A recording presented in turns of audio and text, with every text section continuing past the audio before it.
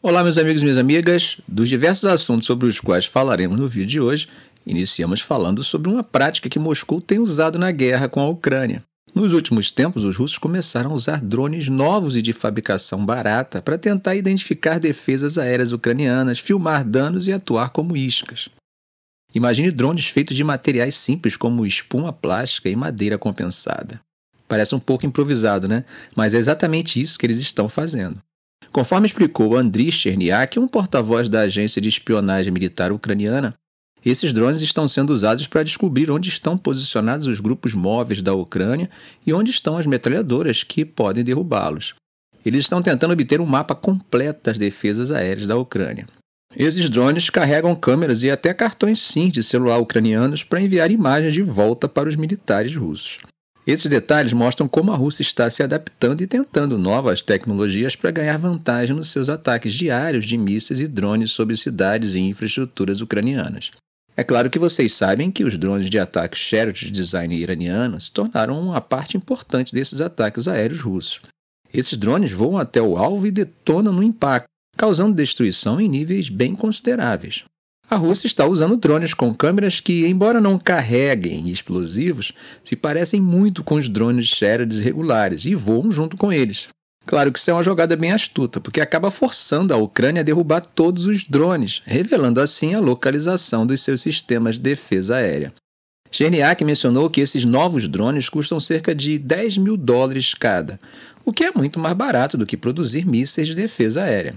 Além disso, esses drones podem voar a uma altitude de cerca de 1.000 metros, o que os coloca fora de alcance de metralhadoras e rifles automáticos, tornando ainda mais difícil de interceptar. Gente, a guerra na Ucrânia tem servido como um verdadeiro campo de testes para a tecnologia de guerra com drones, com ambos os lados usando amplamente drones de ataque e reconhecimento.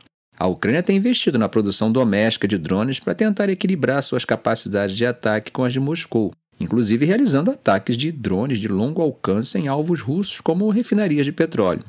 Enquanto a Rússia afirma que seus ataques aéreos de longo alcance visam degradar a capacidade militar da Ucrânia, Kiev alega que esses ataques têm atingido prédios civis e causado danos sérios às instalações de energia, além da perda de vidas civis. Com as tropas russas ocupando cerca de 18% do território ucraniano e fazendo ganhos incrementais no leste, a situação permanece extremamente tensa ao longo de uma linha de frente de 1.000 quilômetros. Por falar nisso, a Ucrânia realizou recentemente um ataque contra um aeródromo militar russo em Saki, na Crimeia. Esse aeródromo tem sido usado para ataques de longo alcance contra a Ucrânia. Nos últimos meses, a Ucrânia intensificou seus ataques de longo alcance na Crimeia. Eles afirmam que a frota do Mar Negro da Marinha Russa, que tem sua base em Sebastopol, foi forçada a mover seus navios de combate para portos mais seguros. E agora eles miraram no aeródromo de Saki, que é um dos campos operacionais que a Rússia usa para controlar o espaço aéreo, especialmente sobre o Mar Negro, e para lançar ataques aéreos no território ucraniano. A declaração oficial não especificou qual arma foi utilizada, mas mencionou que o ataque foi realizado pelas forças de mísseis da Ucrânia junto com outras unidades. Não houve comentário imediato do Ministério da Defesa da Rússia ou dos oficiais locais instalados por Moscou. Na terça-feira, a Ucrânia disse que havia danificado a última balsa de carga de Moscou, que era capaz de transportar vagões de trem da região russa de Krasnodar para a Crimeia. Esse acaba sendo um golpe para as rotas de suprimento russas para a península, já que essa balsa era usada para fins militares. A marinha ucraniana também disse que o ataque forçou a Rússia a retirar todos os seus navios de guerra do Mar de Azov. Agora, mudando de foco um pouco, vamos falar sobre os ataques russos às instalações de energia na Ucrânia. Durante a noite, Moscou atacou com drones as instalações de energia em duas regiões entre a capital Kiev e a fronteira russa, deixando dezenas de milhares de pessoas sem energia. O governador de Chernihiv disse na televisão nacional que pelo menos 15 pessoas ficaram feridas e algumas infraestruturas e um dormitório foram danificados durante um ataque à cidade de Nizhny. Conforme relatou a Ukrenegro, que é a operadora nacional da rede elétrica da Ucrânia, mais de 68 mil consumidores nas regiões de Zitomir e Kiev ficaram sem energia. Segundo o chefe da Força Aérea da Ucrânia, as defesas aéreas ucranianas destruíram 20 dos 22 drones de ataque russos lançados durante a noite. A maioria dos drones teria sido abatida nas regiões do sul de Kherson e no nordeste de Sumy, junto com 2 no norte. O serviço de emergência disse que um ataque noturno a Kherson danificou 6 prédios residenciais e causou grandes incêndios em áreas abertas. Como vocês sabem, os ataques russos às instalações de energia em toda a Ucrânia com mísseis e drones nos últimos meses têm causado apagões em muitas regiões, forçando Kiev a iniciar grandes importações de eletricidade da União Europeia. Bom, gente, a tensão crescente entre os Estados Unidos e Rússia, as duas maiores potências nucleares do planeta, tem forçado a comunicação direta entre os dois países em momentos de tensão muito grande. Então, no início desse mês, o secretário de Defesa dos Estados Unidos, Lloyd Austin, recebeu uma ligação inesperada de seu homólogo russo. Desde o início da guerra da Ucrânia em fevereiro de 2022, Austin e o ministro da Defesa russo conversaram por telefone apenas 5 vezes, quase sempre por iniciativa do Pentágono. Recentemente, no dia 25 de junho, Austin entrou em contato com o novo ministro da Defesa russo, Andrei Beluzov, para manter as linhas de comunicação abertas. Essa foi a primeira ligação entre os dois desde que Beluzov, um economista, substituiu Sergei Shoigu em uma reestruturação no Kremlin, que, como vocês lembram, aconteceu em maio. Então, no dia 12 de julho, Beluzov ligou para Austin com um aviso de que os russos detectaram uma operação secreta ucraniana contra a Rússia, que eles acreditavam ter o aval dos Estados Unidos. Beluzov perguntou a Austin se o Pentágono estava ciente do plano e das suas potenciais implicações para aumentar as tensões entre Moscou e Washington. Segundo as fontes, é claro que nunca saberemos se era verdade ou não, os oficiais do Pentágono ficaram surpresos com a alegação e desconheciam qualquer plano do tipo. No entanto, a informação foi levada a sério a ponto de os oficiais dos Estados Unidos contatarem os ucranianos e basicamente dizerem: se vocês estão pensando em algo assim, não façam.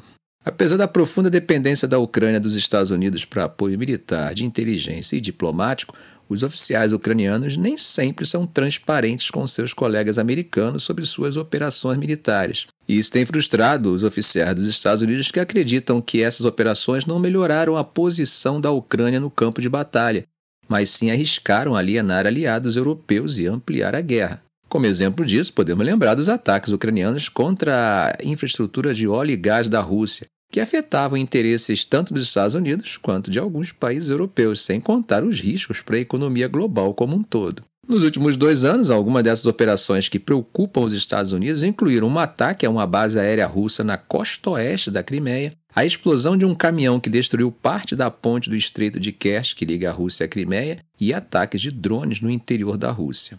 O presidente Vladimir Putin frequentemente se refere a esses ataques como atos T...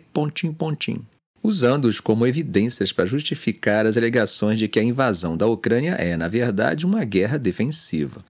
Mesmo com as negações dos Estados Unidos, os oficiais russos insistem publicamente que esses ataques não poderiam ocorrer sem o apoio dos Estados Unidos. Afinal, a identificação dos alvos, assim como a orientação, seriam difíceis de serem feitas de forma autônoma por Kiev. Ainda não está claro se o suposto plano ucraniano era real e iminente, nem qual seria sua forma. Oficiais do Pentágono e da Casa Branca afirmam que nada aconteceu, pelo menos ainda. Eles se recusaram a descrever a chamada em detalhes, mas enfatizaram a necessidade de diálogo entre os adversários. Durante a chamada, o secretário enfatizou a importância de manter as linhas de comunicação abertas em meio à guerra em curso da Rússia contra a Ucrânia. Os oficiais do Pentágono não disseram se Austin mencionou o assunto em uma ligação com seu homólogo ucraniano. Uma declaração do Ministério da Defesa da Rússia após a chamada de 12 de junho confirmou que Beluzov a iniciou e acrescentou que a questão de prevenir ameaças à segurança e reduzir o risco de possível escalada foi discutida, mas não mencionou uma suposta missão secreta ucraniana. Os oficiais ucranianos e o Kremlin se recusaram a comentar o assunto, e o Ministério da Defesa da Rússia também não respondeu a um pedido de comentário. Essa rara visão dos bastidores de uma chamada sensível entre ministros da defesa mostra como há muito mais nas conversas privadas entre oficiais americanos e russos do que o que é revelado ao público. Por exemplo, na ligação do mês passado entre Austin e Beluzov, Austin enfatizou a importância de manter as linhas de comunicação abertas em meio à guerra em curso da Rússia contra a Ucrânia. Segundo o Ministério da Defesa russo, eles ainda trocaram pontos de vista sobre a situação em torno da Ucrânia. E Beluzov ainda apontou para o perigo de uma escalada da situação em conexão com o contínuo fornecimento de armas americanas às forças armadas ucranianas. Mas 2 oficiais familiarizados com a chamada disseram que Austin também advertiu seu homólogo russo para não ameaçar tropas americanas na Europa em meio ao aumento das tensões na Ucrânia. Cerca de 4 dias depois, Os oficiais de defesa americanos elevaram o nível de alerta de segurança em bases militares na Europa em resposta a ameaças vagas do Kremlin sobre o uso de armas de longo alcance pela Ucrânia em território russo. Os oficiais americanos disseram que nenhuma inteligência específica sobre possíveis ataques russos a bases americanas foi coletada. No final de outubro de 2022, ocorreram 2 ligações entre Austin e Shoigu, a primeira a pedida dos americanos, a segunda dos russos.